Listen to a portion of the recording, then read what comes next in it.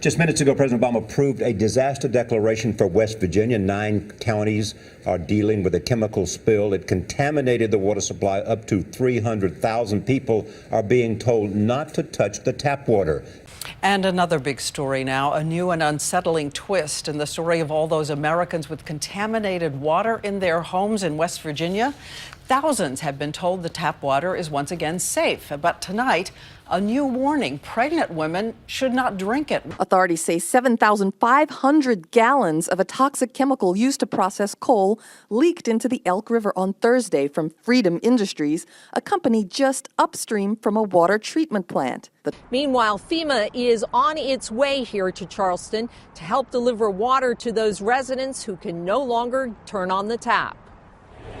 They brought every kind of container they could find, jugs, bins, and bottles to fill up, as the people of Charleston, West Virginia learn just how precious clean water is. The chemical could be harmful if ingested in large amounts and could potentially cause eye and skin irritation.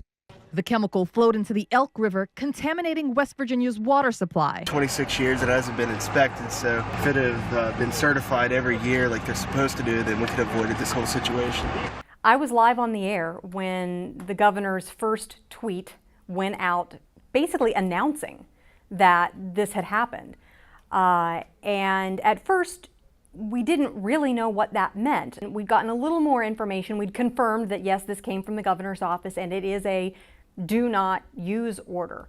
And it quickly became clear this was not a boil water advisory. This was something much more serious. During the water crisis, it truly was the 7 stages of grief, because no one knew how to react. When I first found out about the water leak, I was actually in Ripley working for the day, and it was on Twitter. I just checked briefly, and there was a proclamation from Governor Tomblin that said, "Do not use the water in Charleston." But it was just kind of a panic thing, thinking that the water is out. There is no water. Do not use your water.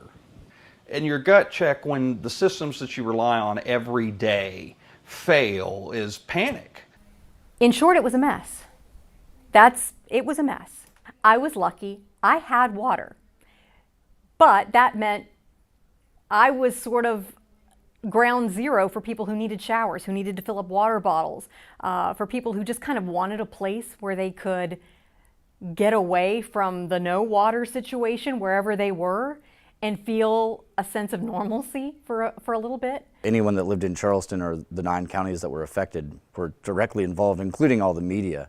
Living in Charleston, we were just as affected as anyone else. So the first 3 days after the spill, people were coming to work unshowered, basically cleaning up as best you could with like baby wipes or some sort of like, you know, whatever towels you had laying around that you could clean yourself with.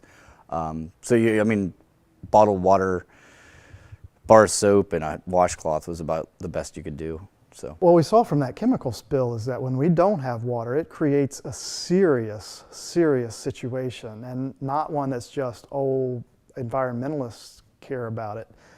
Everybody cares about it. Citizens care about it. Businesses care about it. It's wildly important to us, and we see it when we realize it when it's gone.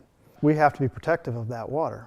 I mean, we have to be protective of that water because so much of our state, so much of our businesses, our economy depends on it. It is not just people who care about the environment. They care about the environment because of its value to the people that live here.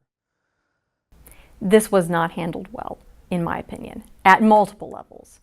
And I think a lot of that had to do with the fact we were in uncharted territory. Some of it, I think, of our own making, some of it not. This was a chemical that we knew about and had been a part of the coal industry and the cleaning process for a number of years, but had not been studied very extensively. And so there was a scrambling at the beginning to just gather information. What are the effects? What are the potential hazards? What should we be telling people? And not just as media, but what should the Department of Public Health be telling people? What should the water company be telling people? There was a picture floating around the internet that had Governor Tomblin in it that said, "I couldn't tell you if the water system's safe, but I can tell you that the Greyhound track is open." And I think that is a really nice way to sum up the knee-jerk attitude of our elected leaders in the days immediately following. It was panic at the loss of tax revenues that it was causing by shutting down food service businesses and hotels and other water-intensive industries.